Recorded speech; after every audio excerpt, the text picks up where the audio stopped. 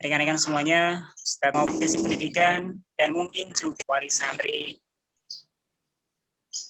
Oke, alhamdulillah, semoga Allah Subhanahu wa taala senantiasa merahmati dan menjaga kita semuanya.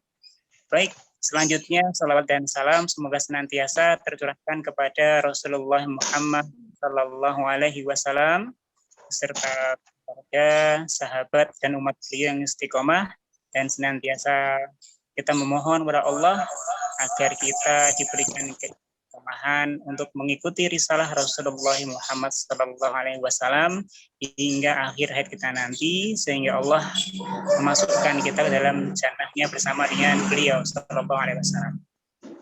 Baik, jadi semuanya ikhwani fillah rahimakumullah. Salahuddin semoga senantiasa sehat, senantiasa mendapatkan penjagaan dari Allah Subhanahu wa taala untuk dakwah ini, dan semoga Allah meridhai apa yang diperjualkan.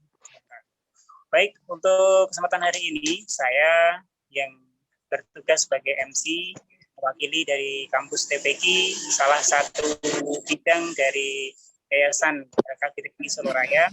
Insya Allah nanti akan bersamai memandu hingga acara ini selesai. Baik, langsung saja untuk mengawali webinar pada hari ini, mari terlebih dahulu kita buka dengan membaca basmalah bersama-sama. Bismillahirrahmanirrahim.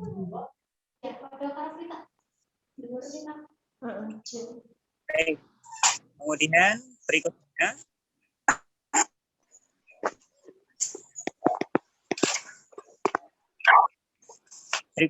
sambutan dari Ketua LKG TPQ Solo Raya yang insya Allah pada kesempatan hari ini langsung disampaikan oleh beliau Ustadz Abdul Wahab. Untuk selanjutnya saya persilahkan apabila sudah siap. Monggo Ustadz Abdul Wahab.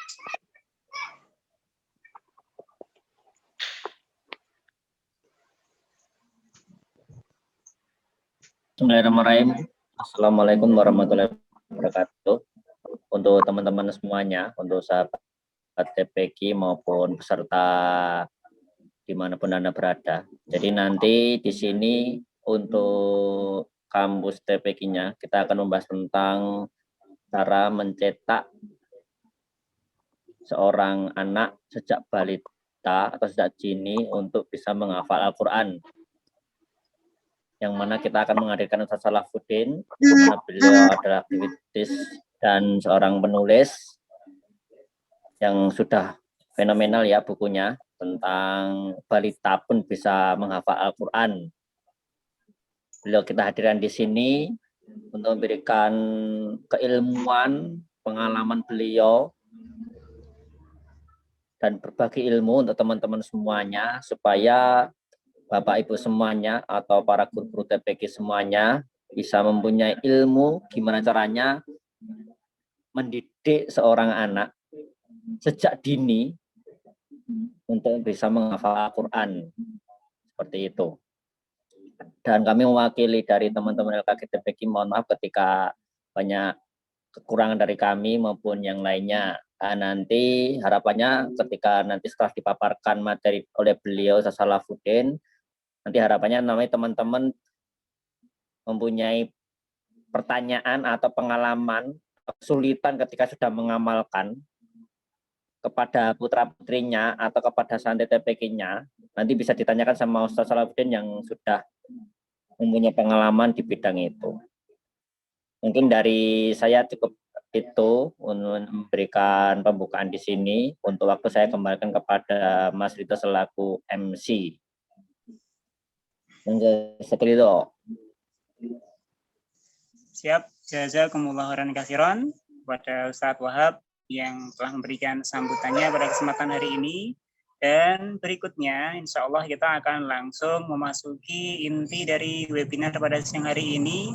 Yang insya Allah untuk berikutnya kurang lebih 40-45 menit ke depan, kita akan mendengarkan bersama pemaparan dari pemateri kita, Ustadz Salahuddin, Yang berikutnya nanti akan kita sambung dengan tanya jawab. Seperti Ustadz, untuk selanjutnya kami persilahkan. Fadhal Ustadz Salahuddin. Baik. Cek, suara masuk. Masuk Ustadz. Slide masuk. Slide belum. Sebentar. Saya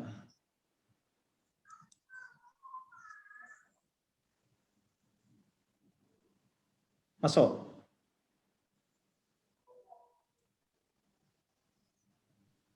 Slide masuk, Ustaz. Slide sudah masuk ya? Baik. Kita mulai. Bismillahirrahmanirrahim. Assalamualaikum warahmatullahi wabarakatuh. Waalaikumsalam warahmatullahi wabarakatuh. Innal hamdalillah wassalatu wassalamu ala Rasulillah wa ala alihi wa ashabihi wa man tabi'a hudah. Wa ba'du fal insanu laysa yasrufu illa bima yahfaduhu wa ya'rifu. Idza kana hamilul Qur'ani asyrafal ummati ulil ihsani. Wa innahum fin nasi alullahi wa inna rabbana bihim yubahi. Wa qala fil Qur'ani anhum makafa bi annahu awrathahu man istafa wa huwa fil ukhra syafi'un musyaffa'u fihi wa qawluhu alaihi yusma'u. Yu'ta bihil mulka ma'al khuldi idza tawajahu tajal karamati kada yaqra wa yarqa darajal jinani wa abawahu minhu yuksayani falyakhriz as-sa'idu fi tahsilihi wa la yamalla qattu min tartilihi wal yajid fihi wa fi tashihihi ala alladhi nuqila min sahihihi. Ikhwatal iman yang dimuliakan Allah Subhanahu wa taala, terkhusus panitia yang telah memfasilitasi acara pada siang hari ini, Ustadz Abdul Wahab dan Ustadz Ridho. Mudah-mudahan Allah SWT memberikan pahala dan keberkahan khususnya kepada panitia dan juga kepada kita semua. Amin. Allahumma amin. Sebagian nanti disampaikan oleh panitia dan juga oleh moderator bahwa tema kita pada siang hari ini membahas tentang bagaimana mencetak generasi penghafal Al-Quran sejak dini atau sejak belia. Sesungguhnya apa yang kita bahas pada siang hari ini adalah materi yang ada dalam buku yang saya tulis, yaitu buku Balita Pun Hafal Al-Quran. Ini buku saya mulai tulis pada tahun 2011 alias 10 tahun yang lalu kurang lebih, dan tentu masih relevan bagi setiap generasi untuk berpikir bagaimana mencetak generasi penghafal Al-Quran sejak dini. Baik, sedikit banyak teman-teman yang sudah sedikit mengenal. Nama saya Salahuddin, anak pertama saya namanya Said, maka jadi saya kunyah saya Abu Said, yang itu saya pakai dalam karya-karya terjemahan maupun karya-karya tulisan. Ya,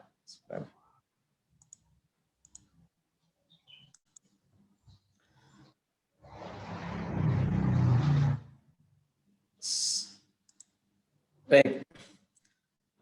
Saya dulu belajar Al-Quran di PPTQ. PPTQ itu Pondok Pesantren Tahfidzul Quran, Mambaul Furqon, Luwiliang, Bogor. Jadi setelah saya belajar di Ma'had Al-Mu'min, kemudian saya belajar di sebuah pesantren di pelosok kota Bogor. Ya, Luwiliang itu masih lumayan jauh dari kota Bogor. Pada tahun itu saya menghafal Al-Quran. Dan banyak kawan-kawan yang rata-rata anak-anak Libya saat itu. Kalau mungkin ikhwah semua tahu mungkin Deden Mahyarudin yang sering juga di TV Indonesia Murojaah, itu juga satu guru dengan saya, dan banyak yang lain sampai sekarang ini.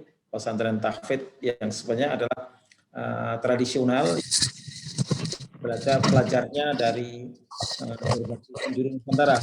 Dan pada saat saya belajar di sana itu wisuda orang itu yang Jawa cuma 2 orang, saya dan Ustadz Hamzah, dari yang lain dari Kalimantan. Dan saya sempat belajar di IPN Surakarta.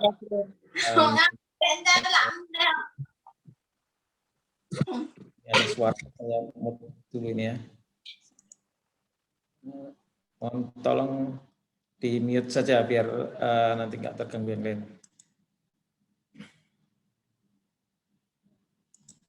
Baik, saya lanjutkan. Saya menulis beberapa buku, ada 8 buku. Di antara buku itu adalah buku yang kita bahas pada siang hari ini, Balita Pun Hafal Quran. Buku yang terkini adalah buku ngaji metal atau ngaji metode talqin yang dulu pertama-tama kita kenalkan di RTV, kemudian menjadi kajian tafsir, talqin, dan tadabbur Al-Quran di Madani TV yang sampai sekarang sudah episode ke-100 yang ada di Madani TV. Kemudian ada juga karya-karya terjemah, karena memang profesi saya lama adalah menerjemah kitab-kitab, ada 100-an kitab dari bahasa Arab. Ya. Dan kemudian di sela-sela menerjemah juga mengajar di Ma'had Iskarima selama 4 tahun, itu generasi pertama sampai keempat sehingga saya, kemudian mengajar di Sekolah Tinggi Ilmu Al-Quran Iskarima, sekolah tingginya, sekitar 5 tahun. Ini sekedar pengenalan singkat, dan ini beberapa di antara karya terjemahan, dan ini karya tulisan. Ada Balita Pun Hafal Al-Quran, ada Surga di Telapak Kaki Bunda, ada Salat Khusyuk, dan ngaji metal. Baik, ini sekilas tentang perkenalan, dan saya sekarang tidak lagi tinggal di Solo, yang dulu memang lama di Solo, sekarang tinggal di Bekasi, dan mengajar di berbagai tempat yang rutin di Madani TV sepekan sekali siaran langsung, kemudian juga kajian-kajian rutin di berbagai masjid, dan masih juga menerjemah di Kedutaan Mesir di Jakarta. Baik, kita akan mulai tentang tema kita, mencetak generasi Qurani ya sejak dini. Ini menjadi PR sesungguhnya bagi kita semua, di mana kita tahu bahwa dulu bangsa Arab tidaklah dipandang, ya dipandang tapi dipandang sebelah mata, tidak punya kemuliaan yang berarti di antara bangsa-bangsa yang lain.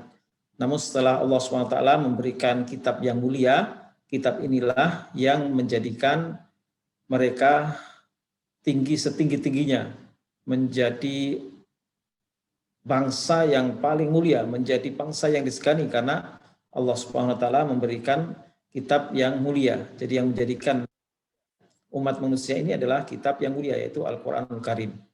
Allah menjadikan Al-Qur'an sebagai ad-dzikr, ya, sebagai sebutan. Sebutan yang dimaksud adalah syaraf. Ad-dzikr wa syaraf, ad-dzikr wal majd. Ad-dzikr itu artinya adalah kemuliaan dan kehormatan.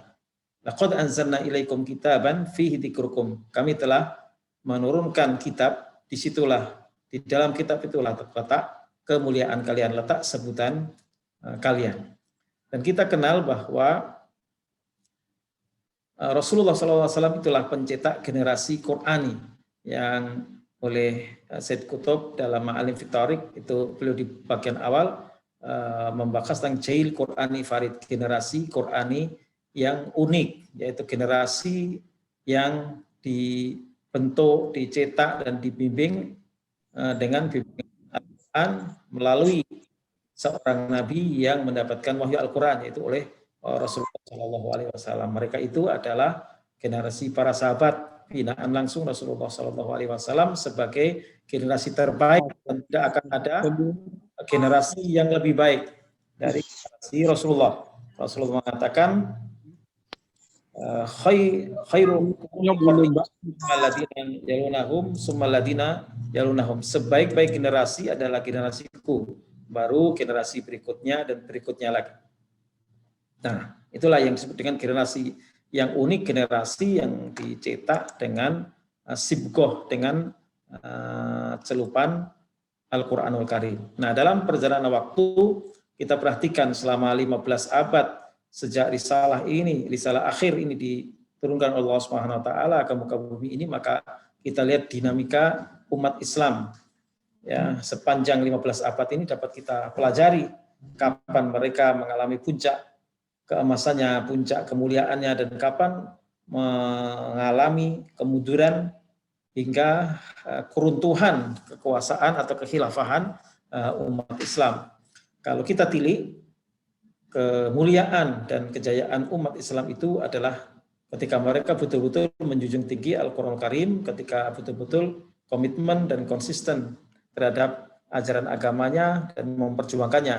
Dan ketika mereka jauh dari ajaran agama, ketika jauh dari Al-Quran, ketika jauh dari bimbingan yang dulu dilakukan oleh Rasulullah, manhaj nabawi atau manhaj rabbani, maka disitulah kemudian umat Islam mengalami kemunduran sampai akhirnya tidak lagi memiliki kekuasaan yang berarti kecuali hanya wilayah-wilayah tertentu barangkali, semacam boleh dikatakan sebatas otonomi. Tapi kalau kita perhatikan dahulu sejak zaman Khulafaur Rasyidin, Daulah Bani Umayyah, Daulah Bani Abbasiyah, Umayyah di Andalusia, dan seterusnya sampai Ottoman atau Turki Utsmani, maka kita lihat bagaimana warisan yang mereka tinggalkan, baik warisan ilmu pengetahuan melalui kitab-kitab yang dikarang oleh para ulama, atau bahkan warisan-warisan secara fisik. Kalau kita mungkin pernah ke Mesir, bagaimana kita melihat Al-Azhar yang sudah 1100 tahun yang lalu masih berdiri tegak dan terus menjadi pusat pengkajian ilmu-ilmu keislaman, baik jamiknya, masjid rayanya, maupun jamiahnya, maupun universitasnya. Ketika kita mungkin tahu, ya setidaknya kalau belum pernah ke sana, ke Fes ya di Maroko, itu adalah universitas tertua, ya Jami'atul Qarawiyyin, yang dibangun oleh orang-orang yang berasal dari Tunisia, dari Kairouan, dan sampai sekarang juga masih. Kemudian juga Zaitunah yang ada di Tunisia. Zaitunah dan Kairouan dan Jami'atul Qarawiyyin ini lebih dahulu daripada Al-Azhar. Walaupun dalam perjalanannya Al-Azhar menjadi yang paling besar dan yang paling disebut kalau universitas tertua itu Al-Azhar. Padahal sebelum itu ada yang terlebih dahulu, yaitu Jami'ah Al-Qarawiyyin di Fes, Maroko, sebelah selatan sana, dan juga ada di Tunisia, yaitu Jami'ah Zaitunah. Sejak Mesir dibuka, ya ditaklukkan zaman Umar dan Amr bin As menjadi gubernurnya, kemudian selanjutnya wilayah-wilayah barat itu Uqbah bin Nafi itu sebagai Fatihu Biladil Maghrib, ya, Libya, Tunisia, Aljazair, Maroko, dan seterusnya. Itu kemudian di situ terbangunlah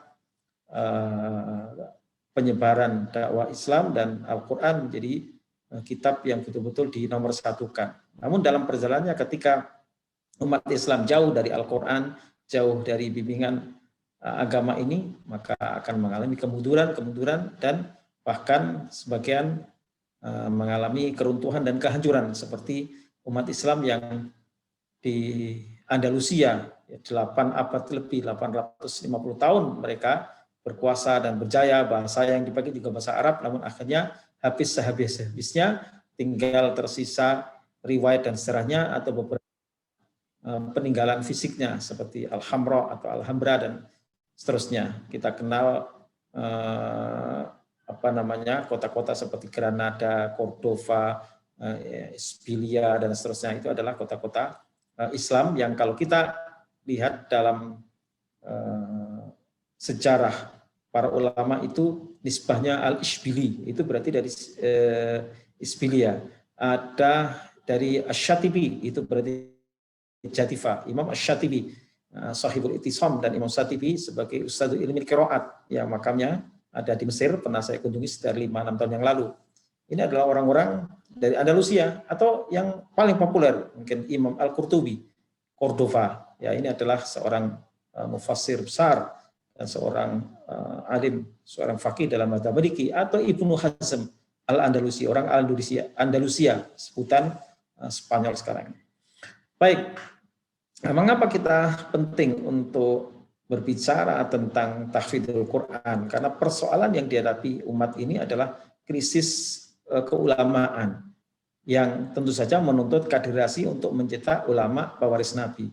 Yang nama ulama itu tidak ada dalam sejarah kok kemudian tidak paham Al-Quran dan tidak hafal Al-Quran. Dalam sejarahnya, para ulama hatta dalam bidang kedokteran, dalam bidang bukan hanya bidang fikih dan syariah, tapi bidang-bidang yang lain, mereka sudah memang tradisi menghafal Al-Quran itu sudah sejak zaman dahulu kala, di mana Al-Quran sebelum dikodifikasikan, dibukukan, dan seterusnya itu memang dihafal oleh tentu Rasulullah sendiri dan kemudian para sahabat. Ya, para sahabat banyak sekali yang hafal Al-Quran, sebagiannya hafal sebagian. Maksudnya kalau kita bicara hafal itu berarti hafal sepenuhnya, hafal 30 juz Al-Quran. Coba kita bandingkan dengan generasi kita sekarang, berapa orang yang hafal atau apalagi faham. Nah, ini menjadi PR bagi kita semua untuk mengangkat kembali kemuliaan dan kejayaan Islam. Tentu bukti empiris membuktikan bahwa kita harus mengangkat tinggi-tinggi Al-Quran.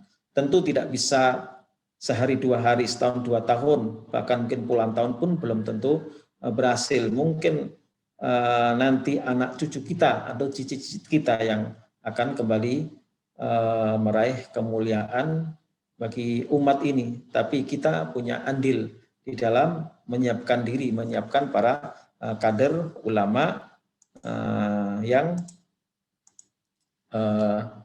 betul-betul ulama Rabbaniin, ulama yang faham, bukan ulama yang dilabeli, yang ini yai, ajengan apa dan seterusnya, tapi sesungguhnya pemahaman terhadap Al-Quran masih jauh, ya. Hafal pun juga hanya beberapa ayat misalkan dan seterusnya. Maka kita harus berupaya untuk memulai, walaupun mungkin tidak bisa seideal mungkin, ya, seperti yang dalam buku yang saya tulis itu, tapi setidaknya itu memberikan inspirasi dan motivasi agar kita juga punya perhatian. Saya juga sebenarnya ketika menulis buku itu ada semacam beban. Bagaimana menulis buku balita pun hafal Al-Quran, yang itu adalah berisi fakta-fakta dan juga sejarah bagaimana anak-anak di bawah 5 tahun di zaman sekarang sudah bisa berhasil hafal 30 juz Al-Quran.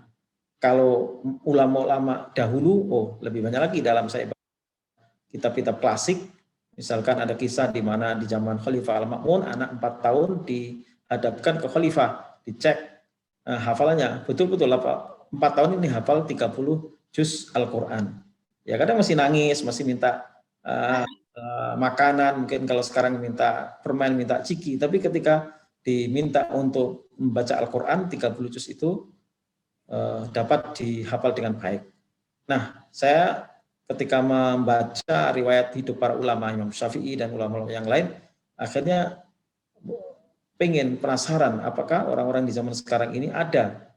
Setelah saya cari, ternyata kami temukan sekian banyak sosok yang di masa belia, balita bahkan, dan juga di masa belia, ya di bawah itulah sebelum balik, itu banyak sekali yang hafal Al-Quran 30 juz. Ya, kalau kita, alam ini kita semua ada yang punya hafalan juz 30 dengan baik, atau ya kembali diri kita yang akan menjawab. Lalu dari mana kita memulainya? Jadi kalau kita menilik ya bagaimana penjagaan ilmu Islam ini, sebenarnya memang awal dari pendidikan itu dimulai dengan Al-Quran. Saya punya kajian di Madani TV juga, Cahaya, Cerah dengan Petunjuk Agama, ini membahas tentang jejak para pewaris Nabi yang sudah saya bahas.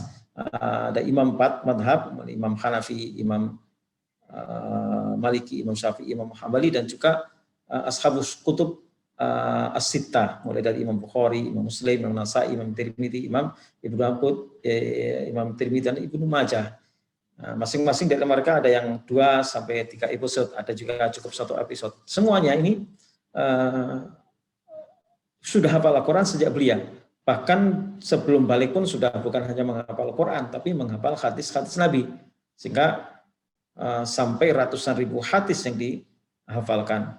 Apa yang kita kenal dengan Sahihul Bukhari misalkan, yang berisi 7.500-an hadis, itu adalah saringan dari 600.000 hadis yang dilakukan oleh Imam Abu Abdillah Muhammad Al-Bukhari selama tahun. Bayangkan, ya, kita baca, alam kita sudah baca Sahih Bukhari atau belum, tapi ini dilakukan sedemikian rupa.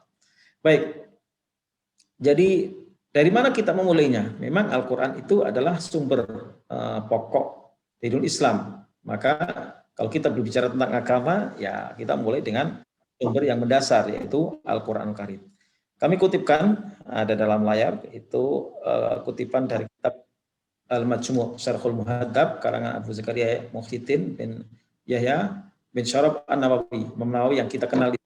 Imam Nawawi pengarang kitab Riyadhus Shalihin, Al-Adhkar, atau Syarah Sahih Muslim. Nah, beliau menulis kitab yang cukup tebal, boleh dikatakan ini adalah ensiklopedi fikih Islam dalam mazhab Syafi'i. Beliau menulis kitab Al-Majmu' yang merupakan uraian dari kitab Al-Muhadzab. Apa yang beliau katakan? Wa yang bagi ayabta'a min durusi, wa yang bagi ay talibul ilmi. Seyukianya penuntut ilmu itu mengawali kajiannya ayabta'a min durusi alal masyayikh. Jadi berguru kepada para syekh. Jadi bukan autodidak, apalagi belajar Al-Quran. Ya, kalau belajar ilmu-ilmu cabang, ya sastra atau yang lain boleh-boleh saja, tapi tetap akan lebih afdol ketika masing-masing itu ada gurunya, berguru Al-Quran kepada ahlinya. Saya berguru Al-Quran sejak kecil, dan secara khusus ketika menghafal Al-Quran, kami berguru kepada Kiai Haji Abdullah Maksum. Kiai Haji Abdullah Maksum ini berguru Al-Quran ke sekian banyak guru juga. Ke Kiai Ahmad Yudi Pekalongan, saya sudah sempat sowan, dan juga kepada Kiai Haji Arwan Amin yang ada di Kudus. Dan ini adalah Shahibus Sanad Al-Muttasil ila Rasulillah, yang memiliki sanad yang bersambung kepada Rasulullah. Dalam bidang-bidang yang lain, ya dalam bidang sastra atau dalam bidang yang lain, nanti ya penting untuk kita belajar masing-masing kepada guru yang berkompeten. Maka kalau kita baca itu dalam syarah mereka, belajar ini kepada belajar bahasa Arab kepada saya ini, belajar fikih kepada saya ini. Wa fil hifdi wa tikrar wal mutala'ah bil aham fal aham. Jadi berguru kepada saya, dan juga dalam menghafal serta mengulang, mengkaji itu dimulai dari yang paling penting, kemudian yang lebih penting. Kemudian beliau menguraikan wa awwalu ma yabtadi'u bihi hifdzul Qur'anil aziz wa huwa ahamul ulum wa kana salafu la yu'allimuna al-hadits wal fiqh illa liman hafidhal Qur'an. Yang mula-mula dilakukan oleh penuntut ilmu adalah menghafal Al-Quran, karena Al-Quran adalah ilmu yang paling mendasar. Bahkan kaum salaf terlebih dahulu itu tidak sudi mengajarkan hadis maupun fikih kecuali kepada orang yang sudah hafal Al-Quran. Jadi bayangkan, syarat mengkaji hadis, syarat untuk belajar fikih itu harus terlebih dahulu hafal Al-Quran. Jadi para penuntut ilmu yang ada di kutab-kutab dari masa ke masa itu memang menjadi syarat. Jadi ibaratnya kalau kita nggak punya ijazah SD ya nggak bisa masuk SMP. Nah, kita mau belajar hadis, belajar fikih, belajar tarikh, macam-macam itu akan diterima kecuali ketika kita sudah hafal Al-Quran. Bayangkan, itu syarat.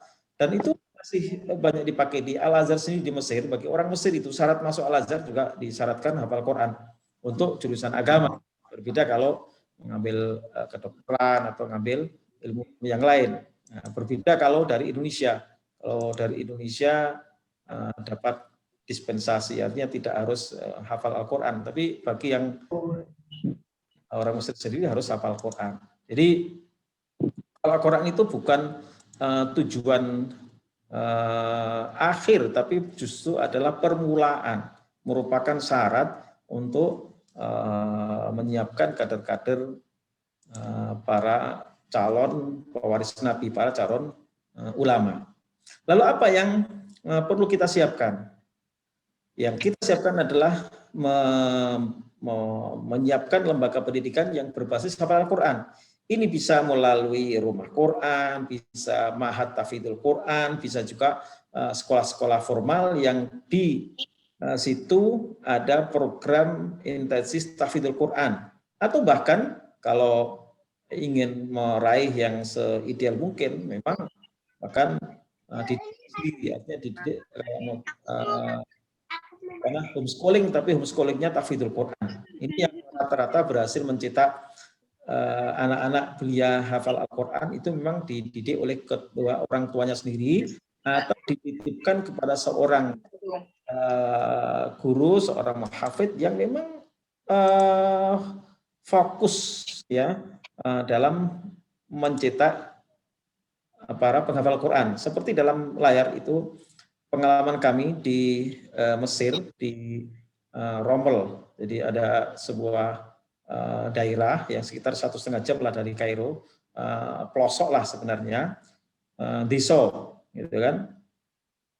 Itu Syekh Isom itu beberapa tahun sebelum saya ke situ itu merintis apa yang disebut dengan hadonah. Hadonah itu kalau bahasa kita itu ya sekelas tengah-tengah antara playgroup dan TK. Jadi anak-anak usia 3 sampai 6 tahun. Jadi sebelum SD sebenarnya itu dihalakohkan. Mereka belajar bahasa Arab, belajar bahasa Al-Quran maksudnya. Kalau mereka kan memang bahasa Arab, tapi bahasa Arab mereka bahasa Arab Amiyah, bukan bahasa Arab yang kita pelajari. Saya kalau pernah nanya kepada anak kecil, Mas Mukal Karim, dia nggak paham. Tapi kalau saya tanya, Ismak baru dia paham. Ismak siapa namamu? Baru dia jawab Ismi Ahmed. Tapi kalau kita nanya, Mas Mukal Karim, bingung, dia nggak paham. Ini bahasa fusha, bahasa yang juga bahasa Al-Quran itu bahasa kategori bahasa fusha. Kalau bahasa Amiyah, bahasa pasaran itu bahasa yang dipakai dalam komunikasi sehari-hari. Jadi mereka pun harus belajar bahasa Arab. Nah, ini ada suatu program yang anak-anak kecil sini, nggak ada yang kudungan. Kalau di kita ini anak kecil sudah dikudungi, tapi ibu-ibunya yang nganter anaknya ke TPA, itu kadang sering kita dapatkan nggak kudungan. Kalau mereka memang belum. Ini anak-anak 3 tahunan, mereka menghafal Al-Quran, kemudian belajar menulis, dan dari mereka itu ada yang 7 tahun hafidho, bahkan ada yang hanya 11-12 tahun mereka sudah menjadi seorang guru Al-Quran, ya, mengajar seperti ini. Ini adalah contoh-contoh yang luar biasa. Kita lihat di foto yang bagian atas, itu saya nemui anak Indonesia yang ada di sana. Ada Mahdi, ada adiknya Kafi. Itu Mahdi itu umur 12 tahun, itu sudah hafal 30 surat Al-Quran dan menjadi imam, ya, terawih.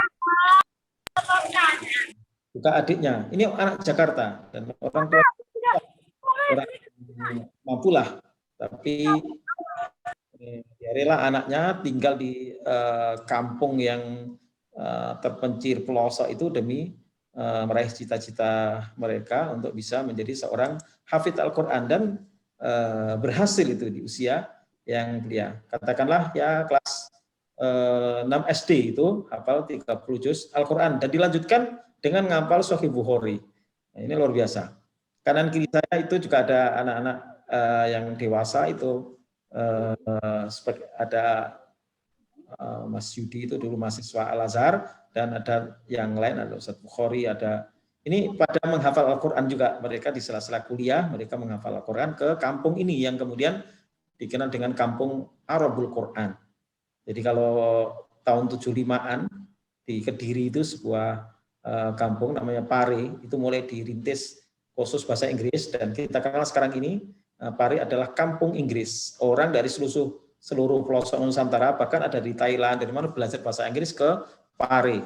Ini karena dibentuk seperti ini. Nah, ya perlu ini kalau mungkin sama ingin menggagas ya, menciptakan kampung Quran atau kampung bahasa Arab, itu memang kita ini. Mungkin kalau ada pengusaha, kenal pengusaha properti, bikin perumahan Islami di situ, nanti kayak di pondok gitu nih. Tapi memang bahasa Arab yang bagus, di pondok kan suruh ngomong bahasa Arab, tapi kami evaluasi banyak pondok-pondok itu bahasa Arabnya ya strukturnya Indonesia. Jadi ketika berinteraksi dengan orang Arab ya masih tentu nggak nyambung juga gitu loh. Maka bagus kalau misalkan di manapun, di Solo atau di mana itu ada kampung Arab atau kampung Timur Tengah ya, kalau kopi dengan istilah Arab, kampung Timur Tengah mungkin agak keren ya, atau kampung Quran, di situ bahasanya bahasa sapaannya setidaknya itu bahasa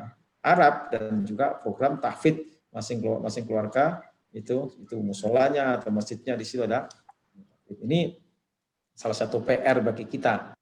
Ini salah satu contoh yang luar biasa yang dapat kita petik. Coba bayangkan di Al-Azhar, ini kan sudah lebih dari 1000 tahun lamanya. Ini sampai sekarang itu di sudut-sudut masjid itu ada halaqah khusus ya. Misalnya Bata Asar, Saifulan itu halaqah tahfidzul Quran untuk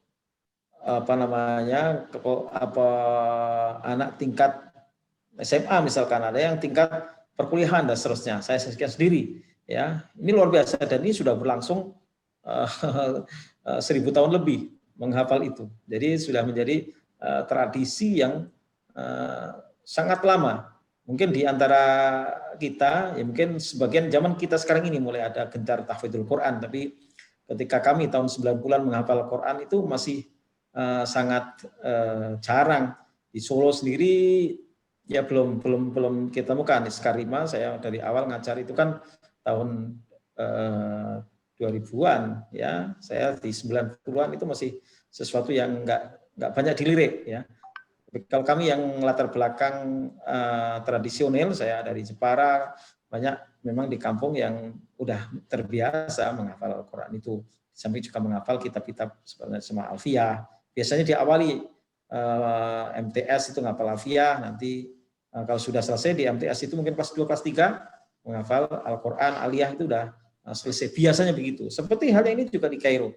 Dan juga fikih-fikih yang dikaji, ada syekh-syekhnya yang memang takhasus di bidangnya. Yang saya dampingi adalah Syekh Dr. Ahmad Hajin. Ini seorang faqih, ahli fikih dalam madhab Syafi'i. Tiap pekan beliau punya muhadharah, punya kajian di Jami' Al-Azhar. Ini Al-Azhar yang dibangun sejak zaman Fatimiyah, dinasti Syiah yang menguasai Kairo di zaman itu. Namun kemudian diambil alih kekuasaannya oleh Salahuddin Al-Ayyubi, Daulah Ayyubiyah, dan sejak itu 100% Sunni dan menghargai 4 madhab. Dan sampai sekarang itu yang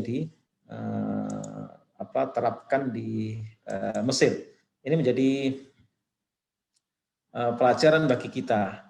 Nah, bagaimana kalau kita ingin sebagai sebuah gambaran untuk mencetak generasi penghafal Quran sejak dini, itu bisa sesungguhnya melalui pendidikan formal, misalkan ditargetkan lulus SD hafal 12 juz misalkan. Ini di Kudus itu bahkan banyak yang lulus SD, di Yambu itu mampu hafal 30 juz ya. Tapi ini yang agak gambaran lah, kalau mungkin ada di antara peserta ini yang punya lembaga pendidikan, misalkan sekolah semacam SD, MI atau apapun, itu sebenarnya dengan target setahun itu rata-rata 2 juz, tentu nanti bisa tolerir, misalkan untuk kelas 1 nggak sampai 2 juz, tapi mungkin 1 juz, nanti kelas 2 1 juz, kelas 3 nanti mulai 1,5 dan seterusnya, rata-rata. Jadi 6 tahun itu kita kan bisa 12 juz misalnya. Ini dengan metode tertentu insya Allah bukan sesuatu yang berat ya, tapi yang paling mendasar adalah gurunya memang. Guru itu paling menentukan bagi keberhasilan program tahfidzul Quran. Sangat sulit menemukan misalkan anak SD, anak kecil mandiri kemudian berhasil menjadi hafal Al-Quran, itu sangat saya belum menemukan.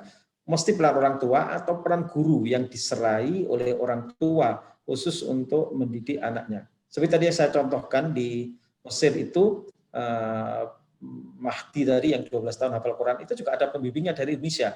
Jadi orang tuanya membiayai anaknya dan membiayai pendamping. Jadi digaji, ada ustadz ikut ke sana, di samping juga sambil belajar juga mendampingi, membimbing anaknya. Jadi bukan main-main ya.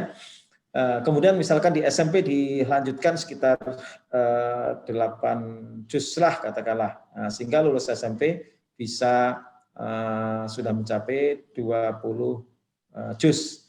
Ya kalau 3 tahun itu masing-masing tingkat SMP bisa 3 juz kan 9 juz. Nah kita kurangi saja mungkin hampir 3 juz lah. Kelas 1 SMP, kelas 2 juga seperti itu, kelas 3 nanti, atau kelas 3 sama kelas 2 masing-masing 3 juz, 6 juz, kelas 1 2 juz aja. Nah, kan jadi 8. Jadi 12 tambah 8, lulus SMP itu bisa 20 juz. Nah, nanti saat SMA ini ditambah 10 juz. Ya masing-masing setahun itu ya kira-kira 3 juz ya lebih dikit ya. Jadi dalam program sekolah formal pun insya Allah bisa mencetak lulus SMA hafal 30 juz. Berbeda kalau Iskarima itu kan pesantren ya yang memang dirancang, diprogramkan untuk menghafal Al-Quran, yaitu harga mati. Kurang setoran 1 halaman pun tidak akan naik kelas kalau sudah sampai detailnya. Ya. Jadi kalau saya bicara tentang sekolah-sekolah formal itu memungkinkan, atau semi pesantren lah, sekolah formal tapi kemudian ada halakoh-halakoh yang dikelola itu sangat memungkinkan. Nah ini seperti yang di Mesir itu, maka ketika kuliah masuk Al-Azhar itu lulus aliyah itu memang sudah hafal 30 juz. Ini adalah program yang tidak terlalu muluk-muluk seperti ya mungkin mencetak belia atau balita. Ini tentu adalah butuh pengelolaan yang secara khusus. Nah, kami ingin sedikit cerita tentang buku saya Balita Penghafal Quran yang diantara sebagian besarnya adalah saya ceritakan tentang keluarga Dr. Kamila Budi yang ketiga anaknya semuanya hafal Al-Quran sebelum lebih dari 5 tahun. Bahkan anak pertama Tabarak itu 4,5 tahun itu sudah hafal 30 juz Al-Quran. Kemudian adiknya Yazid yaitu 5 tahun, dan Zainah adiknya lagi ada perempuan itu di usia 50 tahun juga. Artinya ketiga anaknya itu sudah hafal Quran sejak balita. Ya, saya komunikasi pertama dengan Dr. Kamila Budi ini belum ada WA, belum ada Telegram, belum macam-macam. Oke, apa namanya? Oke. Yahoo Messenger ya, pakai email-emailan interaksi ketika itu. Tapi kemudian saya mendapatkan beliau ngasih banyak data dan kemudian saya tulis sehingga akhirnya Tabarak ini cukup populer. Setelah peristiwa itu kemudian beliau udah bolak-balik safari dan bahkan ada juga ustadz yang sempat di Tonto sana dan kemudian menulis secara khusus ya, Ustadz Fatin itu yang sebelum nulis juga banyak bercerita dengan saya. Nah, apa yang dilakukan oleh Dr. Kamila Budi bahwa sukses itu dimulai dari perencanaan sejak awal, di mana Dr. Kamila Budi ini latar belakangnya sesungguhnya adalah seorang ahli farmasi dan juga S2-nya itu di bidang business administration. Ya, setelah S1 di Tonto, kemudian mengambil pasca sarjana, mengambil MBA-nya itu di Leicester di Inggris, kemudian bekerja di Jeddah dan barulah kemudian menikah, sudah dapat pekerjaan di Jeddah, kemudian menikah dengan orang Mesir juga, ibunya, istrinya, ibu dari anak-anak ini adalah seorang apoteker, ya. Nah, apa yang dilakukan? Pertama adalah membangun motivasi, ya. Sebelum anak-anaknya, kedua orang tuanya. Jadi ketika itu Kamila Budi bilang sama istrinya Rosa namanya, "Adik, saya sudah meraih apa yang saya impikan, ya, meraih gelar sarjana dari negeri Ratu Elizabeth, ya, dari Inggris. Tapi lah apa artinya semuanya ini kalau saya sebagai seorang Muslim belum hafal Al-Quran, saya sebenarnya malu." Akhirnya Kamila Putih punya komitmen, begitu juga dengan istrinya, untuk sambil bekerja di Jeddah itu mereka menghafal Al-Quran. Dan memang banyak sekali, bukan otodidak ya menghafalnya, tapi ada guru-guru, ada halaqah di Jeddah banyak sekali halaqah tahfidz di masjid itu banyak sekali ya. Bahkan lembaga asosiasi tahfidzul Quran internasional Al-Jum'iyah Al-Alamiyah li Tahfidzul Quran yang dipimpin oleh Dr. Syekh Muhammad Ali Basfar, itu markas pusatnya ada di Jeddah. Kalau provinsi Indonesia ada di Wadi Mubarak yang ada di Megamendung di Bogor. Nah, apa yang dilakukan oleh Dr. Kamiludi ini membangun motivasi, sekali lagi motivasi untuk dirinya sendiri dan kemudian istrinya, dan itu berdampak kepada anak-anaknya. Maka ketika membangun rumah tangga ini yang dilakukan oleh Dr. Kamila Budi itu adalah sama-sama, baik dia maupun istrinya menghafal Al-Quran. Dan saat kehamilan itulah punya pengaruh kepada janin yang dikandungnya. Jadi setiap hari menghafal murojaah, dan seterusnya ya saat mengandung itu. Maka banyak penelitian sesungguhnya punya pengaruh besar ketika seorang wanita sedang mengandung ini, kemudian dia membacakan atau mentalkinkan Al-Quran ke dalam janin, ya. Dan inilah kemudian hasilnya ada motivasi dari dirinya, ibunya atau istrinya, ibu dari anak-anak maksudnya, dan kemudian nanti berdampak kepada anak-anak. Jadi persoalan yang paling mendasar sebenarnya diawali dengan motivasi, karena keberhasilan dalam menghafal Al-Quran itu ditentukan oleh faktor mental atau faktor psikologi, sementara 10% lainnya ditentukan oleh keterampilan, ketekunan, urusan manajemen, dan lain-lain.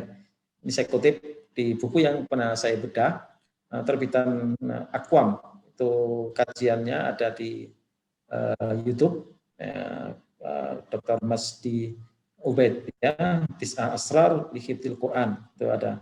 Kalau pengen tahu bisa cari di YouTube, nanti tulis Salafuddin Abu Said misalkan, terus 9 rahasia Al-Quran, saya lupa gitu, tapi bisa dicari, masih ada.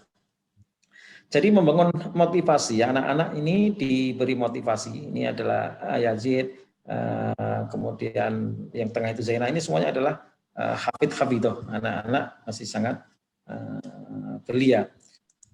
Kemudian bagaimana cara motivasi? Ya, pertama motivasi itu bisa kita fahamkan tentang keutamaan menjadi penghafal Al-Quran. Kalau orang tidak tahu keutamaan menghafal Al-Quran, tentu jadi tidak ada dorongan yang kuat. Tapi kalau tahu, oh begini keutamaannya, maka akan termotivasi.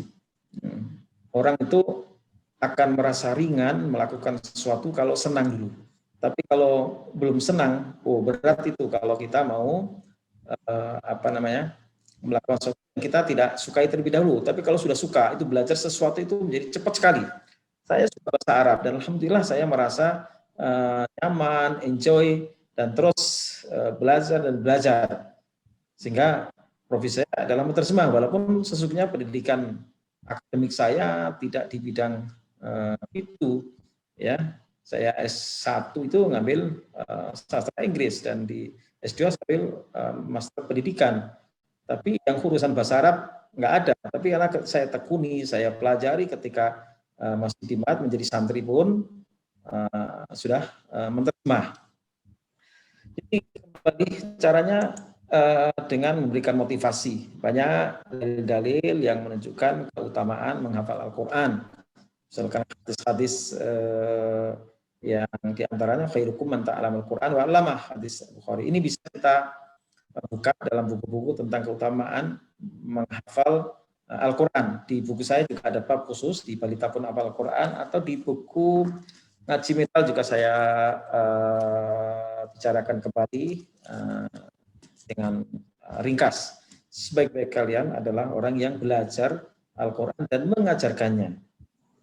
Bahkan orang yang membaca satu huruf saja dari Al-Quran itu dia mendapatkan kebaikan, dan kebaikannya dilipat gandakan 10 kali lipat. Nabi sampai menegaskan, aku tidak mengatakan ini flamim satu huruf loh, tapi harus saja satu huruf sendiri. Begitu juga lam, begitu juga mim, 3 huruf kali 10, jadi 30 pahala. Bagaimana kalau kita mengulang 1 juz? Bagaimana kalau kita mengulang sehari 5 juz dan seterusnya? Maka tentu akan mendapatkan keutamaan yang besar.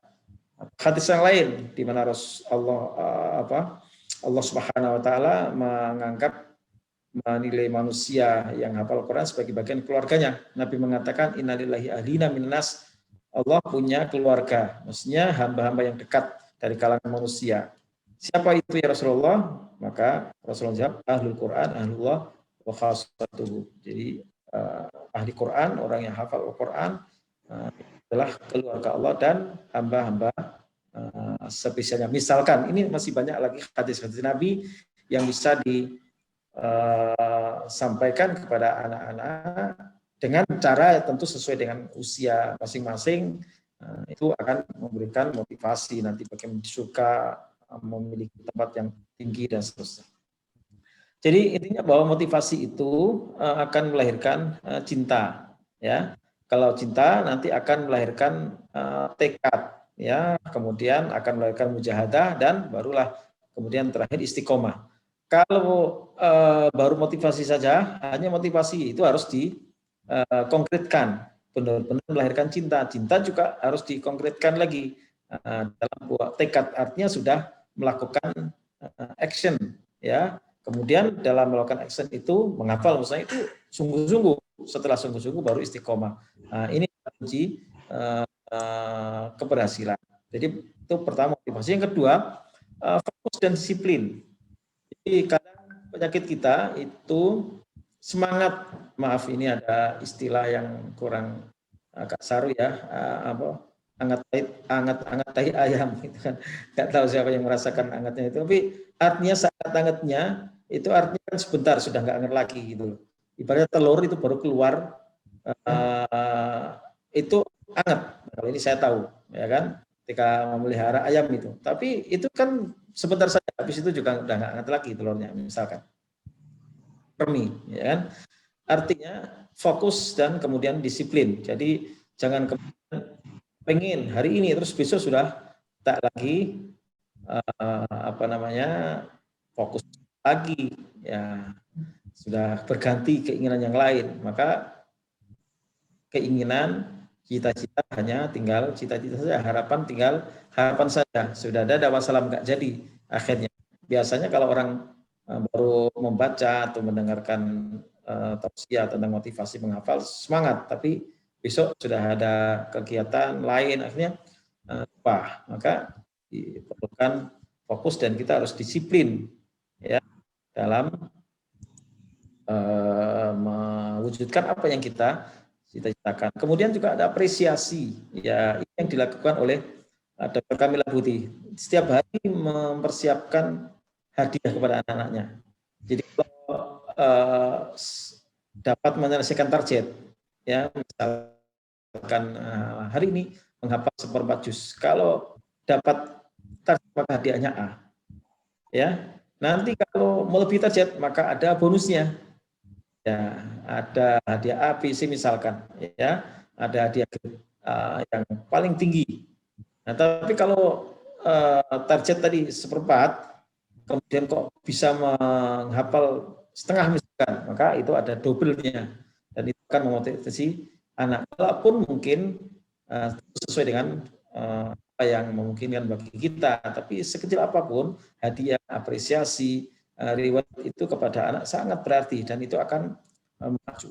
Loh, apa ini tidak mengajarkan anak-anak untuk melakukan sesuatu ikhlas? Ya, kita harus realistis bahwa apresiasi hadiah itu penting, ya, dan secara psikologis akan berpengaruh kepada Nah, pada saatnya mereka sudah mukallaf, sudah akan paham. Jadi memahamkan sesuatu itu sesuai dengan kapasitas. Toh anak-anak ini belum punya kewajiban sesungguhnya untuk melakukan hal-hal yang seperti tadi. Tapi orang tua yang punya hasrat keinginan kuat agar anaknya kelak menjadi orang yang luar biasa. Maka ini salah satu proses yang perlu ditempuh. Catatan penting dalam ini yang paling efektif sesungguhnya adalah dengan contoh. Jadi menciptakan keteladanan. Jangan sampai orang tua menyuruh anaknya ngaji, apalagi menghafal, tapi orang tuanya diketahui oleh anaknya, bisa jadi ngaji di malam hari, di keinginan malam, tahajud, tapi tak diketahui oleh anaknya. Penting anak itu untuk menyaksikan kedua orang tuanya mengaji. Jadi ini memberikan keteladanan, bukan persoalan riak dan sum'ah, pengen dilihat anaknya atau pengen didengar oleh anaknya, bukan. Tapi ini adalah memberikan contoh terlihat oleh orang lain. Maka ini yang paling efektif ketimbang kita misalkan ngomong ke sana kemari, tapi kita tidak memberikan contoh. Maka contoh sangat penting bagi kita. Jadi tarbiyah bil uswah, mendidik berdasarkan atau keteladanan. Hal yang juga penting itu adalah membangun mentalitas anak. Anak itu perlu dibangun mentalitasnya. Contohnya seperti ini, diajak ke talk show, ke acara-acara sehingga menjadi hiburan bagi anak-anak. Ya, tidak melulu menghafal, nggak pernah keluar rumah. Mungkin jadi hafal, tapi akhirnya menjadi orang yang maaf misalkan tertutup sekali. Enggak. Karena ini hal penting. Pertama, menumbuhkan mentalitas. Anak berani tampil di depan dan memberikan contoh serta motivasi secara tidak langsung kepada anak-anak yang lain. Oh, itu kok sudah hafal ya? Maka ada orang yang melihat akan ingin seperti dia, menjadi idola. Ya, itu penting sekali. Ya, mendidik mentalitas agar menjadi bagi yang lain, dan dia akan melakukan pengembangan bagi dirinya. Lalu bagaimana cara menghafal Al-Quran? Ya, ada prosedur sesungguhnya dalam menghafal Quran. Dalam buku Pelita Hafal Quran sudah saya uraikan, tapi ini ingin saya sampaikan secara singkat saja bahwa ada proses-proses, ya. Bukan hanya ingin hafal, tapi ada cara atau prosedur yang perlu kita perhatikan. Sebelum kita menghafal atau pra menghafal, tentu ini dibahas setiap ulama yang menulis masalah ini, yaitu mengikhlaskan niat karena Allah Subhanahu wa taala, kemudian membulatkan tekad. Kalau sudah ingin itu harus dibulatkan, jangan nggak bulat. Kalau nggak bulat nggak bisa glinding, ya. Kemudian tentu kita memerlukan bantuan dari Allah, doa-doa kita, ya Allah berikan kami kemudahan untuk menghafal Al-Quran, anak-anak kami, dan seterusnya. Kemudian siapkan yang 15 baris itu bersama Binayu, karena ini akan memudahkan kita untuk mengingat di mana letaknya setiap surat, dan juga bahkan bisa dihafal dengan penomoran ayat, ya. Kemudian ketika kita praktek mengajar itu, pertama-tama ini sebelum menghafal diperlukan untuk meluruskan bacaan. Ada hafal di bawah bimbingan. Tidak tiba-tiba langsung menghafal, kecuali kalau orang tua mendiktekan atau mentalkinkan hafalan. Anak nggak perlu lagi belajar dari baca tulis, tapi langsung orang tua yang mendiktekan, mencontohkan. Dan ini yang dipraktikkan oleh Dr. Kamila Putih, oleh Umi Rosa kepada anak-anaknya sebelum bisa hafal mandiri, sebelum bisa baca tulis Al-Quran, maka sekaligus itu memang ditalkinkan. Ada pola-polanya yang saya tulis dalam buku Ngaji Metode. Di pesantren tahfidz itu diterapkan lazimnya yang ala salafiyah itu setoran binadar, setoran bacaan, ya, menyetorkan dengan melihat. Sebelum setoran bil ghaib itu tanpa melihat mushaf, jadi menyetorkan hafalan itu menyetorkan bacaan. Kami walaupun juga sebenarnya sudah dari pesantren, tapi kami pun udah lulus SMA, saya setoran bacaan terlebih dahulu kepada Kiai Haji Abdullah Maksum, sebelumnya Kiai Haji Abdullah Maksum kepada Kiai Haji Ahmad Zuhdi di Pekalongan yang di foto bawah itu, yang sempat sowan gitu ketika usia beliau 88. Jadi tidak tiba-tiba disuruh menghafal, nanti menghafal tanpa guru, nanti dia banyak kesalahan, dan kalau sudah kesalahan sekali untuk diluruskan, sudah mendarah daging, hafalannya itu angel sekali, balik lagi. Ya, makanya jangan buru-buru menghafal, kecuali hafalan yang melalui bimbingan dan nanti dicekkan langsung. Kemudian memilih metode yang sesuai, tentu banyak pendekatan, banyak cara, macam-macam lah. Silakan yang merasa cocok dengan pendekatan melalui metode ini, ya ambillah, pakailah. Yang metode yang aku nggak cocok, tapi aku cocok dengan metodenya, silakan diambil. Jadi tidak ada menurut saya yang paling top, ya, karena orang-orang masing-masing orang memiliki kecenderungan yang berbeda. Jadi silakan yang Anda cocok, ambillah dan kemudian pertahankan. Kami dulu ketika menghafal Al-Quran juga sekian banyak buku saya baca. Saya ingat buku di antara buku yang saya baca adalah karangan Dr. Abdurrahman Wabuddin, bagaimana menghafal Al-Quran, dan masih banyak sekali cara buku-buku yang ditulis. Dan ya ada yang ini cocok, tapi bagian ini kurang cocok. Bisa juga dikolaborasikan. Jadi Anda sendiri yang dapat menentukan pilihan itu. Tapi tentu akan metode akan efektif ketika memang kita serap dengan pendekatan seperti itu. Saya pun juga melakukan pola-pola anak-anak kami, anak pertama, kedua, dan ketiga itu juga pendekatannya tidak sama. Ya, ada yang itu lebih senang mendengarkan, ada yang melihat. Alhamdulillah 3 dari anak kami sudah selesai 30 juz beberapa tahun yang lalu,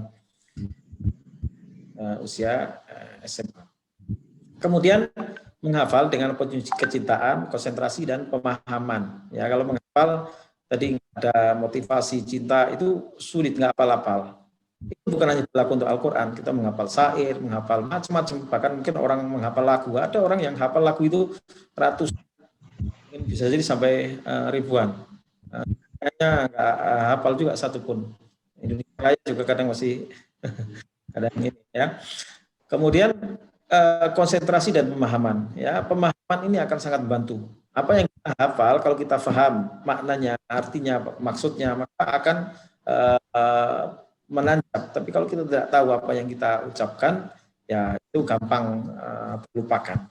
Dan selanjutnya adalah disiplin dan istiqomah. Ya, ini sesuatu yang memang sangat diperlukan. Dan kemudian pasca menghafal tentu ada tasmi, diperdengarkan, diulang-ulang. Nah, maka di tradisi di kampung kami di Jepara itu tasmian itu ya dari pagi sampai sore 30 juz tasmian. Jadi memperdengarkan tanpa memegang mushaf, tanpa melihat mushaf, nanti ada kanan kirinya yang menyimak, ya. Dan selain tasmi ada pula murojaah, ini yang perlu diupayakan, yang sudah punya hafalan melalui sholat atau melalui langsung dengan duduk manis, nanti kalau lupa buka mushafnya, itu memang sesuatu yang harus dipegang, dan ini tidak akan ada akhirnya sampai seseorang itu meninggal dunia baru berakhir program murajaah Al-Quran. Nah, ini saya ingin mengenalkan sedikit tentang metode talqin yang itu ada bukunya, buku ngaji metode talqin, yaitu ini sebenarnya metode yang memang yang diajarkan awal mula pengajaran Al-Quran adalah metode talqin. Kita lihat tafsir surat An-Naml ayat 6 itu, wa innaka latulaqal Qur'ana min ladun hakimin alim, sungguh engkau talaqi menerima Al-Quran dari zat maha bijaksana lagi bijaksana lagi maha tahu. Itu adalah talqin. Jadi saya buka di tafsir Bagawi, saya buka di tafsir As-Sa'di, di Alusi, makna talqin itu konkretnya adalah makna talaki itu konkretnya adalah talqin, didiktekan, dibacakan. Sehingga Ta'ala surat Al-A'la sanuqri'uka fala tansa. Kami akan jadikan engkau membaca, ya. Sanuqri'uka, aqra'a yuqri'u fil lughatil arabiyyah ma'nahu ja'alahu yaqra, menjadikan baca. Jadi dibacain agar dia bisa mengikuti bacaannya. Jadi kalau kita mengajarkan anak-anak nyanyi itu kan begitu.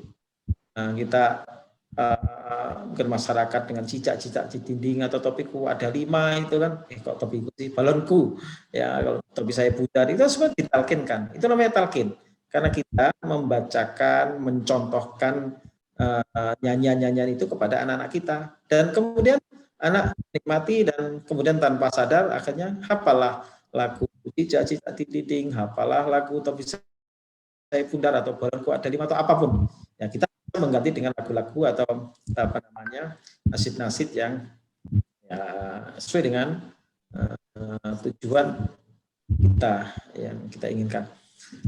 Baik, jadi metode talqin ini adalah bentuk pembelajaran Al-Quran yang memadukan antara perbaikan bacaan. Jadi tahsin ini kan ada proses awal ketika orang belajar Al-Quran, tapi kalau talqin itu udah ikuti saja. Ya, kan saya punya murid-murid ya yang pokoknya langsung mengikuti contoh, nggak tahu itu ikhfa, nggak tahu itu idhar, nggak tahu itu mat jaiz munfasil, mat wajib mutasil, tapi ngikuti pokoknya ya gitulah bunyinya, begitulah panjangnya, bahkan fathah dhamma kasroh pun nggak tahu.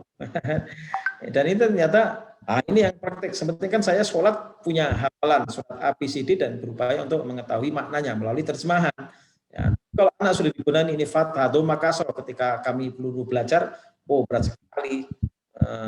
Jadi talqin ini tampaknya adalah sesuatu yang ringan. Jadi guru mencontohkan bacaan dengan sistematika pengulangan tertentu, lalu murid mengikutinya sampai menghasilkan bacaan hafalannya sebagaimana yang dicontohkan. Dan metode ini cocok untuk semua usia. Bahkan bagi orang yang ingin hafal tapi belum bisa atau belum lancar dalam menghafal Al-Quran, insya Allah bisa diterapkan.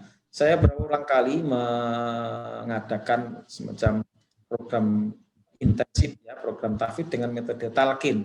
Dan alhamdulillah satu halaman 15 baris itu dapat kita talqinkan, dan sebagian besar kalau satu halaman pertama itu peserta bisa hafal dalam waktu 1 jam. Tentu berbeda-beda ya. Rata-rata yang sudah betul-betul bisa berhasil 1 jam hafal 1 halaman itu adalah mereka yang memang lancar dan sudah familiar dengan ini. Kalau nggak pernah ngaji ya berat. Tentu nggak bisa 1 jam ini. Jadi tidak berlaku ada jaminan bahwa dengan metode talqin ini pola-pola yang saya contohkan di situ ada contohnya. Benar-benar 1 jam itu 1 halaman. Enggak, kembali kepada masing-masing orang, latar belakangnya, kemudian kemampuan menghafalnya, kebiasaan dia membaca Al-Quran, dan banyak faktor yang tapi ala kulli hal kita terapkan, tentu sekian banyak orang bisa. Tidak 100% peserta ini hafal semua, enggak, ya. Misalkan saya mentalqinkan surat Ar-Rahman 6 pertama, ya kurang dari 1 halaman, sekitar 45 menit, itu sebagian besar bisa. Tapi nanti kalau sudah ditambah halamannya, sudah Rabbul Masyriqa ini, Rabbul Maghriba ini, dan seterusnya, itu tinggal berkurang lagi. Karena yang beban yang pertama masih berat, di beban yang kedua. Dan begitu ketika kita sudah tambahi lagi, ya semakin mengecil. Tapi alhamdulillah ini kita dapat membantu menghafal surah-surah tertentu. Nah, itu ada peserta yang kami beri hadiah itu karena yang store pertama, ya, dan nenek usia 73 tahun itu berhasil store surat Ar-Rahman sekaligus. Yang lain ada yang Ustaz saya nggak bisa kalau sekaligus.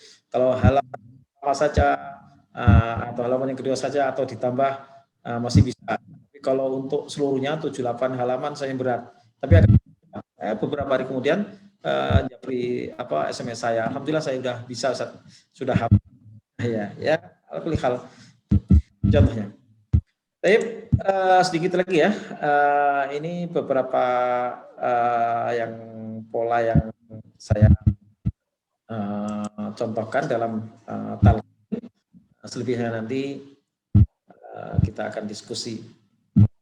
Jadi kalau kita baca misalkan a'udzubillahi minasyaitonir rajim, وَلَقَدْ آتَيْنَاكَ سَبْعًا مِنَ الْمَثَانِي وَالْقُرْآنَ الْعَظِيمِ. Ini kalau kita baca sekaligus tentu orang nggak bisa ngikuti. Tapi kalau kita penggal menjadi 3 misalkan, وَلَقَدْ آتَيْنَاكَ وَلَقَدْ آتَيْنَاكَ, begitu 7 kali. Ya, baru kemudian sab'an minal mathani, sab'an minal mathani, itu 7 kali.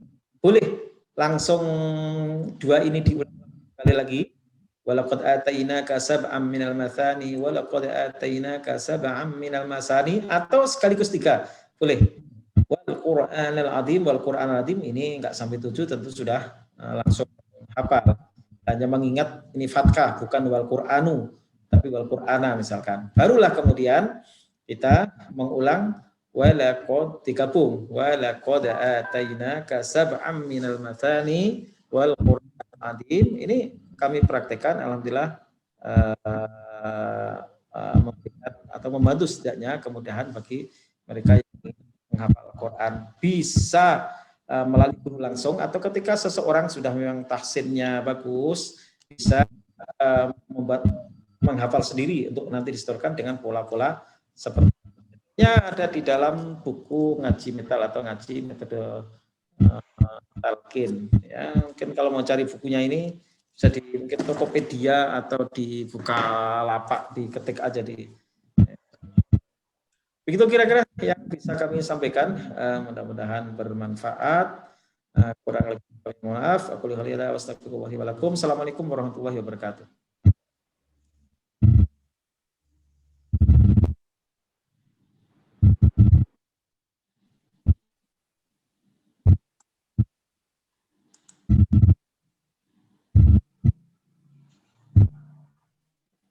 Silakan untuk menjembatani, barangkali ada pertanyaan. Silakan.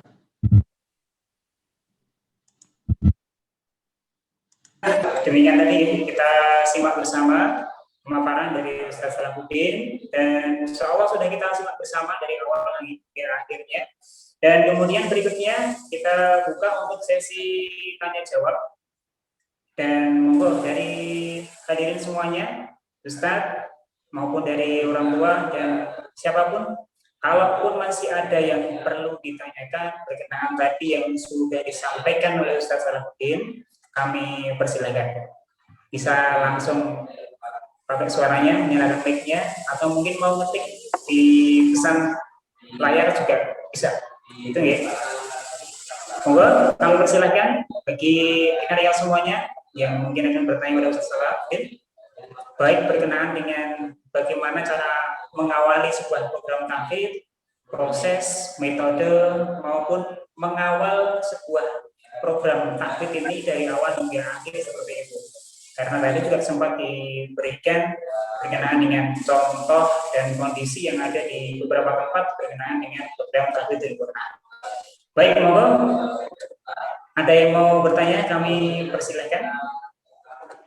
Bisa dinyalakan mic-nya langsung ya, insya Allah. Ya Ustaz.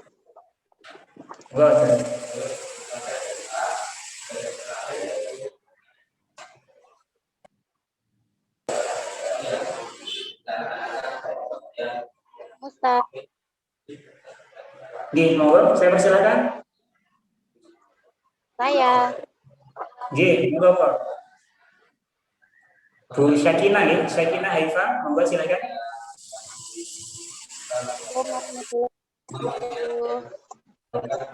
Saya bagaimana cara menjaga murojaah untuk anak-anak yang hafalannya sudah sekian banyak, sedangkan kalau anak turunan Pak Ustaz. Assalamualaikum. Ya. Bisa. Langsung saja sekolah, sampai silakan. Ya, baik. Ya, bagaimana cara para sholat itu idealnya memang murojaah sehari 5 juz, ya. Saya tanyakan kepada Syekh Syekhul Qura Diyar Syamiyah, kami hafid ya Syekhna, berapa semestinya seorang hafid itu melakukan murojaah, membaca dan mengulang hafalannya dalam, maka beliau ikuli yaumin khamsa, setiap hari 5 juz, atau ikuli isbu khatmah wahidah, setiap minggu hatam sekali. Artinya kalau kita bisa mendisiplinkan diri sehari 5 juz, berarti kan hanya butuh 6 hari. Tapi kadang ada hari-hari tertentu mungkin sangat sibuk dan seterusnya, maka idealnya seminggu sekali itu hatam. Jadi misalkan ada hari-hari tertentu nggak bisa 5 juz, jadi nanti ada yang hanya 4 juz misalkan di 2 hari, ya nanti dilengkapi. Artinya seminggu sekali hatam. Nah, langkahnya bisa sesungguhnya kita setiap mengiringi satu sholat itu 1 juz. Misalkan ini sebelum subuh kita setengah juz, setelah sholat subuh setengah juz. Berarti sholat subuh itu diiringi dengan 1 juz. Nanti sholat duhur, sebelum duhur setengah juz, setelah duhur setengah juz. Berarti udah 2 juz. Begitu juga sebelum dan sudah asar, sebelum dan sudah maghrib, dan sebelum dan sesudah isya. Nah, kalau ini dilakukan, maka mungkin nggak begitu terasa, ternyata dalam sehari itu bisa nyicil dan akhirnya dalam sehari khatam menyelesaikan bacaan atau murojaah 5 juz. Jadi setiap sekali sholat fardu 5 waktu itu, setiap subuh, duhur, asar itu 1 juz. Ini salah satu pola yang pernah kami terapkan. Atau kalau memang misalkan siang ya, duhur dari kantor atau macam-macam sekolah itu berat, bisa juga difokuskan di pagi dan petang. Ya, pagi misalkan batas subuh itu menyelesaikan langsung 2 juz misalkan, kemudian malamnya batas maghrib itu 2 juz atau batas isya, kan udah 4 juz. Nah, nanti 1 juz itu di sela-sela kesibukan tadi, ya antara duhur dan asar misalkan, itu cukup setengah juz sehingga bisa tetap 5 juz. Kalau ini kita disiplinkan insya Allah 5 juz bukan sesuatu yang berat. Tapi kalau baru mengawali, jangan kali 5 juz, 1 juz saja nggak hatam-hatam. Ya, kalau 1 juz kan berarti 1 bulan baru hatam sekali. Nah, bagi seorang yang menghafal Al-Quran tentu ini jumlah yang sangat minim. Semakin nanti mereteli nanti hafalannya. Sehingga idealnya adalah sehari 5 juz atau setidaknya ya agak toleran berarti 4 juz lebih sedikit, artinya seminggu khatam, setiap sepekan khatam. Begitu. Terima kasih. Baik, demikian. Terima kasih dari pertanyaan Ibu Syakinah Aisyah Salihah, barakallah. Semoga bisa memberikan jawaban yang baik, dan tentunya berkenaan dengan murojaah memerlukan waktu yang lebih banyak dibandingkan dengan waktu ketika kita menghafal seperti itu.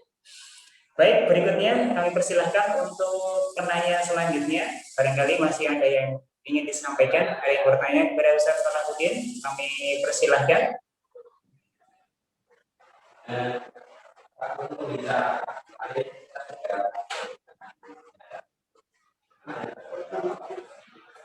Baik, adakah yang ingin bertanya kepada Ustaz Salahuddin? Kami persilahkan. Baik, alhamdulillah ya. Berarti insya Allah apa yang tadi sudah disampaikan kepada kita semuanya dari Ustaz Salahuddin, insya Allah sudah bisa kita pahami. Dan tentunya mungkin tadi juga disampaikan berkenaan dengan ada kalimat hangat-hangat tahi ayam misalnya.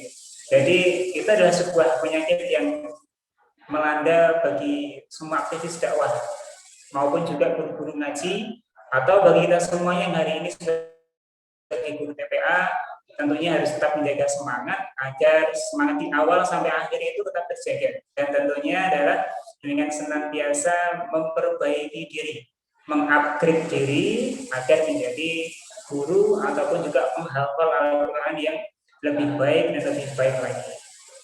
Baik, Ustazah yang dirahmati Allah Subhanahu wa taala, nah, mungkin kalau tidak ada pertanyaan lagi akan kita tutup dengan kesimpulan dari Ustaz Salahuddin, mungkin berkenaan dengan webinar siang hari ini sebagai closing statement.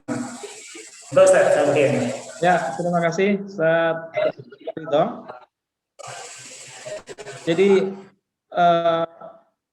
menghafal itu mungkin ketika kita mulai mendengar kadang kita tertarik, sudah menyebur di situ ada tantangan-tantangan, ada kendala-kendala. Nah, ketika kendala itu tidak kita coba untuk kita pecahkan atau kita cari solusi atau kita terjang, biasanya di situ sudah kandas. Keinginan tinggal keinginan, harapan tinggal harapan. Tapi kalau kendala itu kita berupaya untuk mencari solusi, insya Allah kita bisa melangkah ke jenjang berikutnya, teknis, kemudian hal yang mendukung dan seterusnya seperti yang tadi diuraikan. Jadi kesimpulan kita agar kita bisa mencetak generasi penghafal Quran sejak dini, ya walaupun tidak tadi seperti yang saya tulis dalam buku ya Balita Penghafal Quran, setidaknya ketika sebelum balik atau setidaknya SMA sudah selesailah rata-rata, itu tentu dari awal kita harus memulai memberikan contoh kepada anak-anak kita. Kalau kita memberikan contoh, anak-anak tinggal melihat saja, nanti tanpa kita menyuruh apalagi memaksa, mereka akan mengikuti jejak insya Allah. Dan kita kuatkan doa kita kepada Allah agar Allah memberikan taufik kepada kita, kepada anak-anak kita untuk menjadi para penghafal Al-Quran. Adapun teknis itu nanti menyesuaikan, ya kita ingin mencetak generasi penghafal Al-Quran ini dalam lingkup apa? Lingkup rumah atau lingkup kutab, lingkup sekolah tahfidz atau pesantren, itu semuanya hanya pilihan. Begitu juga tentang metode itu juga tinggal memilih. Ya, kita kembali kepada pepatah yang mengatakan, ya asal ada kemauan, insya Allah akan ada jalan. Ya, jadi ada jalan keluar. Ya, itu insya Allah yang akan kita dapatkan. Tentu perlu proses, perlu perjalanan yang panjang, tidak seperti atau semudah membalikkan telapak tangan, tapi insya Allah buahnya akan dapat kita rasakan sebagai orang tua yang insya Allah dengan memiliki anak yang hafidh Al-Quran akan dihadiahi mahkota kemuliaan oleh anak-anak kita. Ini akan motivasi orang tua kita sebagai orang tua dan juga guru-guru. Kalau kita bisa berhasil mengantarkan anak-anak menjadi penghafal Al-Quran, maka betapa senang hati kita dan bangganya kita berhasil ikut mencetak generasi para pewaris Islam. Demikian lebih yang dapat kami sampaikan dalam kesempatan kali ini sebagai closing statement. Dan bermanfaat. Sekali lagi kami mohon maaf atas segala khilaf dan juga kurang, dan terima kasih atas segala jazakallahu khairan katsiran. Wabillahi taufiq wal hidayah. Wassalamualaikum warahmatullahi wabarakatuh. Waalaikumsalam warahmatullahi wabarakatuh.